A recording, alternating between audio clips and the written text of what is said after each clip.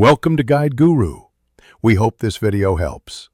You're in the meeting and ready to share. First, confirm your mic and camera so participants hear and see context. Next, click Present Now in the bottom right and pick Entire Screen, a window, or a Chrome tab. Choose the option that matches what you need to show. Once done, select the specific screen or tab, then click Share. If your browser asks for permission, grant it. This lets Meet capture your chosen content and avoids black screens. Now refine what participants see and hear. If you'll play video or audio, pick a Chrome tab and check Share Audio.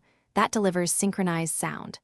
Make sure to close or minimize private windows and disable desktop notifications so nothing pops up on screen. If you need focus, use Presenter View or pin the presenter so the shared content remains central.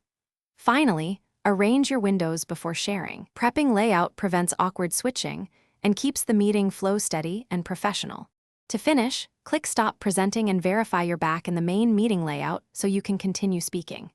If participants report a black or frozen screen, make sure your browser has screen capture permissions enabled and switch to a different share mode.